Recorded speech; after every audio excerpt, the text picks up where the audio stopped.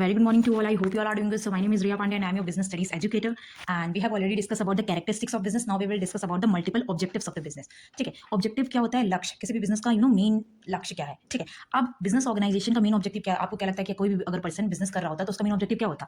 तो अगर अगर आप भी बिजनेस करते हो, मैं बिजनेस करती हूँ, तो मेरा मेन ऑब्जेक्टिव होगा प्रॉफिट कमाना। ठीक है, सो बिजनेस ऑर्गेनाइजेशन का मेन ऑब्जेक्टिव होता है profit earning, but only objective business का नहीं होता है प्रॉफिट कमाना। मतलब और भी प्रॉफिट कमाने के साथ साथ बिजनेस ऑर्गेनाइजेशन के और भी ऑब्जेक्टिव होते हैं। तो जो रोज हम काम करते हैं ना, हम जैसे एम्प्लॉयज आप किसी कंपनी में काम करते हो, तो जो रोज की वो एक्टिविटीज होती है वो उसी गोल को, उसी ऑब्जेक्टिव को अचीव करने के लिए होती है। जैसे फॉर एग्जाम्पल, अगर आप एक इंस्टीट्यूशन चला रहे हो, स्कूल चला रहे हो, तो आप रोज बच्चों को पढ़ाते हो। ठीक है, आपने टीचर्स हायर किया है, ठीक है, और वो रोज पढ़ाते हैं, तो उनका मेन ऑब्जेक्टिव क्या है? नॉलेज प्रोवाइड करना, अपने स्कूल को फेमस करना, ज्यादा से ज्यादा बच्चे हैं। ठीक है, तो प्रॉफिट कमाना तो उनका मोटिव है, बट प्रॉफिट कमाने के अलावा भी बिजनेसेस के बहुत सारे ऑब्जेक्टिव होते हैं। जैसे क्या हो सकते हैं? जैसे फॉर एग्जाम्पल, अगर आप ऑनलाइन बिजनेस होते हो, तो आप ये सोचोगे ना कि ज्यादा से ज्यादा मेरी रीच हो, ठीक है, ऑडियंस ज्यादा हो, कस्टमर आपके ज्यादा हो। ठीक है, और अब इसके अलावा और क्या प्रॉफिट के अलावा है? ज्यादा से ज्यादा सेल हो, ठीक है, आपकी ज्यादा से ज्यादा सेल हो, आपके प्रोडक्ट्स के बारे में ज्यादा से ज्यादा लोग जाने, ठीक है, आपका ब्रांड बने खुद का। ठीक है, अब ये सब प्रॉफिट कमाने के अलावा और सारे ऑब्जेक्टिव है। वैसे ही आप सोसाइटी के लिए कुछ कर पाओ। ठीक है, आपके खुद के पर्सनल ऑब्जेक्टिव होते हैं। ठीक है, तो ऐसे डिफरेंट काइंड ऑफ ऑब्जेक्टिव्स होते हैं बिजनेस ऑर्गेनाइजेशन में। आज हम उन ऑब्जेक्टिव्स के बारे में पढ़ेंगे। तो अब जो बिजनेस के ऑब्जेक्टिव्स होते हैं उनको कैटेगराइज कर दिया गया है 3 पार्ट्स में। And also one more thing, if you're liking my video, kindly do subscribe because it motivates me to make more videos like this.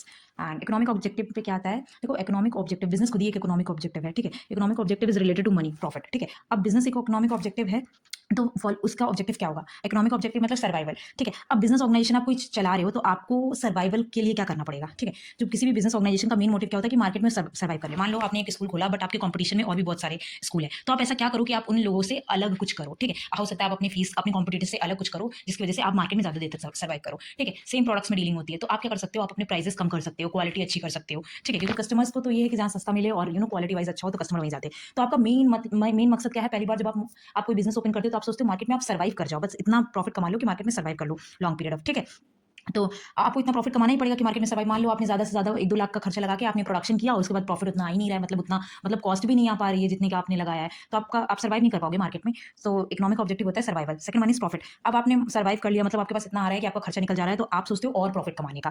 तो the most important objective of every business organisation is to earn. ठीक है, ज्यादा से ज्यादा profit कमाए। अब profit जरूरी है सर्वाइवल के लिए, ग्रोथ के लिए और एक्सपेंशन के लिए। अब मान लो आपने एक बिजनेस चालू कर लिया, ठीक है, उसका अच्छा खासा वो चल रहा है बिजनेस और ज्यादा से ज्यादा प्रॉफिट हो रहा है, तो आप सोचोगे ना उस बिजनेस को ग्रो करने के लिए, उसकी और ब्रांचेस खोलने के लिए, ठीक है, बिजनेस को एक्सपैंड करने के लिए। ठीक है, तो प्रॉफिट क्या होता है? जब हम बिजनेस को में आपको रिस्क लेना पड़ता है, तो प्रॉफिट उसका रिवॉर्ड होता है। ठीक है, तो profit is the second economic objective. Third economic objective आपका क्या है? ग्रोथ। अब बिजनेस आपने ओपन किया है, तो आपको और ब्रांचेस ओपन करनी है। आप इंटेंशनली तो खोलते हो ना बिजनेस की, हम बिजनेस चालू करेंगे, आप ये थोड़ी सोचते हो कि बिजनेस बंद हो जाएगा। ठीक है, आप ये सोच के बिजनेस ओपन करते हो ना, तो हम इसकी ग्रोथ होगी, हम इसकी और ब्रांचेस खोलेंगे। ठीक है, and will earn more profit. Business organisation must grow and expand their activities. The success organisation measured by the growth.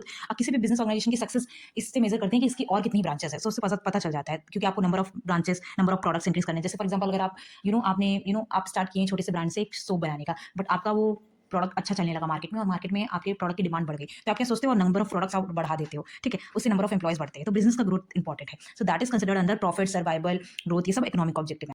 One is social objective. देखो, बिजनेस की कुछ सोशल ऑब्जेक्टिव्स भी होती है। देखो, business is a part of society, और जो products आप बना रहे हो वो सोसाइटी से ही आप लेके, मतलब आप जो रिसोर्सेज यूज कर रहे हो किसी प्रोडक्ट को बनाने के लिए, वो सोसाइटी से ही लिया है आपने, तो आपकी कुछ सोशल रिस्पॉन्सिबिलिटीज होती हैं जो आपको सर्व करना पड़ता है, मतलब आपको सोसाइटी को भी सर्व करना पड़ेगा। तो सबसे पहली चीज क्या है? Supply of desired quality of products. अब फॉर एग्जाम्पल, आपने कोई प्रोडक्ट बनाना स्टार्ट कर दिया है, तो आपकी सोशल रिस्पॉन्सिबिलिटी क्या बनती है कि आप जो प्रोडक्ट्स हैं उन प्रोडक्ट्स में ऐसे केमिकल का यूज मत करो जिससे कस्टमर को हार्म हो। ठीक है, मतलब अच्छी क्वालिटी का प्रोडक्ट्स बेचो। ऐसा नहीं है कि आप सोचो कि मैं सस्ता प्रोडक्ट्स बनाता हूँ, सस्ता देता हूँ, तो आप सस्ती क्वालिटी की चीजें भी यूज करोगे, सस्ते रॉ मटेरियल्स यूज करोगे, जिसकी वजह से प्रोडक्ट की क्वालिटी भी अच्छी नहीं हो। तो आपका मेन मकसद क्या होना चाहिए कि हमें अच्छी क्वालिटी का प्रोडक्ट कस्टमर को बेचना चाहिए। देखो, customer is the king of the market. ठीक है, customer is the king of the any business. तो अगर कस्टमर खुश है तो आप भी खुश होगे, क्योंकि वो कस्टमर खुश है तो वो लॉयल रहेगा, आपके यहाँ से सामान लेगा, हमेशा आपके पास ही आएगा, और हमेशा आपके पास आएगा तो आपका बिजनेस वैसे ही बढ़ेगा। क्योंकि अगर आप 1-2 कस्टमर ऐसे छोटे-छोटे करके कस्टमर अपनी क्वालिटी की वजह से कस्टमर खोते गए, तो कल को ऐसा बचेगा कि आपके पास एक भी कस्टमर नहीं रहेंगे।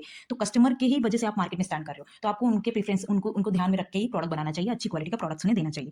Second one is avoid of unfair trade practice. बोला ना कि गलत, मतलब माल ब्लैक मार्केटिंग नहीं करनी, होर्डिंग नहीं करनी, ओवर चार्जिंग नहीं करनी। ऐसा नहीं है कि प्रोडक्ट का प्राइस, मान लो एक आपने सोप बनाया जिसका प्राइस 20 रुपीज होना चाहिए, तो आप उसको 40-45 या 80-80 में बेच रहे हो। मतलब ओवर चार्जिंग भी नहीं करनी, अडल्ट्रेशन नहीं करना, ब्लैक मार्केटिंग नहीं करनी है। ठीक है, और प्रोडक्ट की मतलब क्या गलत एडवर्टाइजमेंट करके प्रोडक्ट के बारे में मिस इन्फॉर्मेशन नहीं प्रोवाइड करनी है कस्टमर्स को। होता है ना कभी-कभी कि एडवर्टाइजमेंट के थ्रू कि बोलते हैं ऐसा होगा, बट प्रोडक्ट्स वैसा नहीं होता। तो आपको अनफेयर ट्रेड प्रैक्टिस नहीं करना है। ठीक है, third one is employment generation. जब आप कोई बिजनेस ओपन करते हो, तो आपको एम्प्लॉयज की जरूरत पड़ती है, वर्कर की जरूरत पड़ती है, तो उसकी वजह से एम्प्लॉयमेंट अपॉर्चुनिटी आती है, तो वो भी एक सोशल रिस्पॉन्सिबिलिटी है। ठीक है, अब आप जब बिजनेस ओपन करोगे तो आपको एम्प्लॉयज की जरूरत पड़ेगी, तो आप सोसाइटी से एम्प्लॉय लोगे। ठीक है, तो वहाँ पे एम्प्लॉय जनरेट करते हो, तो दैट वो भी सोसाइटी की बेनिफिट में ही आता है। ठीक है, तो वन इज सोशल सर्विस और कम्युनिटी सर्विस। बिजनेस ऑर्गेनाइजेशन को सोशल सर्विस भी करनी चाहिए। सोशल सर्विस में कैसे कर सकते हैं, जैसे फॉर एग्जांपल चैरिटी दे सकते हैं, ठीक है। बहुत सारे ऐसे एनजीओ होते हैं जहाँ पे बिजनेसेस डोनेट करते हैं अमाउंट ऑफ मनी, और स्कूल्स ओपन कर सकते हो आप और क्या कर सकते हो, और हॉस्पिटल्स बना सकते हो, डिस्पेंसरीज बना सकते हो, ठीक है, जिसमें गरीब लोग आके वहाँ से सामान ले सके फ्री ऑफ कॉस्ट, ठीक है। डोनेशन कर सकते हो, चैरिटी कर सकते हो। बिजनेसेस को बहुत सारे सोशल सर्विसेज में पार्टिसिपेट, ऐसे बहुत सारे गवर्नमेंट के द्वारा बनाए गए हैं, ठीक है, सब तो वहाँ पे पार्टिसिपेट करना चाहिए, ठीक है। सो फॉर एग्जांपल जैसे टाटा कंपनी है, spending fixed amount every year on social service projects. अब ऐसे टाटा कंपनी के बारे में तो सब जानते हैं वो कितना चैरिटी करते हैं, ठीक है। रतन टाटा जी कितना चैरिटी करते थे उसके बारे में तो किसी से नहीं छुपा हुआ है, ठीक है। वैसे ही आपको भी as a business public image लोग जाने आपके बारे में, तो आपको भी चैरिटी वगैरह करना चाहिए, सोशल सर्विस करना चाहिए, ठीक है। अब लोग कैसे जानेंगे, जब आप ज़्यादा से ज़्यादा एज अ बिजनेस ओनर आप ज़्यादा से ज़्यादा चैरिटी करते हो, डोनेशंस करते हो, ठीक है, स्कूल हॉस्पिटल्स फ्री खोलते हो, तो आप एक वैसे भी पब्लिक इमेज बन जाते हो and people use to respect you, क्योंकि आप अच्छा काम कर रहे हो उस टाइम। आप fifth one avoidance of pollution. जैसे फॉर एग्जांपल अगर आप कोई बिजनेस ओपन करते हो, आप प्रोडक्शन करते हो, मैन्युफैक्चरिंग करते हो, तो आप इंडस्ट्रीज में आपका काम चलता रहता है, तो इंडस्ट्रीज में बहुत सारे वेस्ट होते हैं जो जो जाकर लेक्स और रिवर्स में जाते हैं, तो उससे हमारा वाटर पॉल्यूट होता है, तो पॉल्यूशन इंक्रीज होता है। बिजनेसमैन, ये आपकी रिस्पॉन्सिबिलिटी होती है कि आप ऐसा कोई काम ना करें जिसकी वजह से पॉल्यूशन हो एनवायरमेंट में, ठीक है। तो आप क्या कर सकते हैं, आप एनवायरमेंट इको फ्रेंडली टेक्निक्स का अपनाकर प्रोडक्शन अपना कर सकते हैं, जिसकी वजह से एनवायरमेंट पॉल्यूट ना हो, क्योंकि we have to avoid that.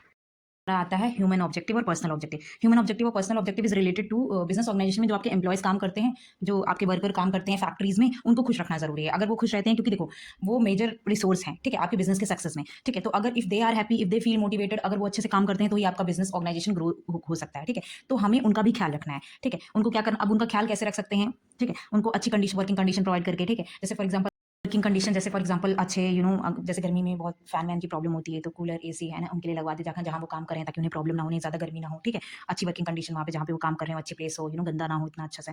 And second one is payment of competitive and satisfactory wages and salaries. अच्छी सैलरी दे, उनके क्वालिफिकेशन उनके स्किल्स के हिसाब से उनको सैलरी दे। ऐसा ना हो कि उनको उनको उनको मिसयूज करा जा रहा है, ऐसा ना हो कि उनको एक्सप्लॉइट किया जा रहा है, ठीक है। अगर वो काम कर रहे हैं अच्छे से, तो उनको अच्छी सैलरी भी उनके क्वालिफिकेशन के हिसाब से देनी चाहिए। Third one is personal growth and development of the employee by imparting training. अगर आपको ऐसा लग रहा है कि बिजनेस ऑर्गेनाइजेशन में आपका यहाँ कोई एम्प्लॉयज में, जैसे आप हायर कर लेते हो कैंडिडेट को, ठीक है, फिर उसके बाद उनको अगर आपको लग रहा है ट्रेनिंग देने की जरूरत है, तो उनका ट्रेनिंग एंड डेवलपमेंट भी करो, जिसकी वजह से वो और अच्छे हो जाए, ठीक है, उस काम में। जैसे फॉर एग्जांपल कभी कभी हमें कोई स्किल आती है, बट हम उस पर स्पेशलाइज नहीं होते हैं, बट अगर हमको ट्रेनिंग प्रोवाइड की जाती है, तो हम अच्छे से वो काम कर लेते हैं। तो ऐसा अगर हो, तो उनका ध्यान रखना है। Peer recognition and respect by encouraging employees to take initiative and participate in decision making. अगर बिजनेस ऑर्गेनाइजेशन में कोई डिसीजन लिया जा रहा है, तो एम्प्लॉयज को इतना राइट दें कि वो भी अपना योगदान दे सकें, ठीक है। और पीयर रिकॉग्निशन मतलब जितने भी, जैसे फॉर एग्जांपल सुपीरियर्स हैं, वो सबऑर्डिनेट को सपोर्ट करें, ठीक है। Providing special benefits such as housing first facilities. अब उनको फैसिलिटीज प्रोवाइड किए जाए, ठीक है। जैसे फॉर एग्जांपल बहुत सारे प्राइवेट स्कूल्स हैं जो टीचर बाहर के टीचर्स को हायर करते हैं, तो उनको हाउसिंग फैसिलिटी, अकोमोडेशन प्रोवाइड करते हैं, फूड फैसिलिटी प्रोवाइड करते हैं। तो वैसे ही जो एम्प्लॉयज आपके ऑर्गेनाइजेशन में काम करते हैं, उनको housing facility, medical facility, free education उनके बच्चों को, ये सारी फैसिलिटीज अगर उनको प्रोवाइड करोगे, उनको अच्छी सैलरी दोगे, तो ऑफकोर्स वो खुश होंगे। अगर वो खुश होंगे तो वो अच्छे से काम करेंगे, और वो अच्छे से काम करेंगे तभी आपका बिजनेस अच्छे से ग्रो कर पाएगा।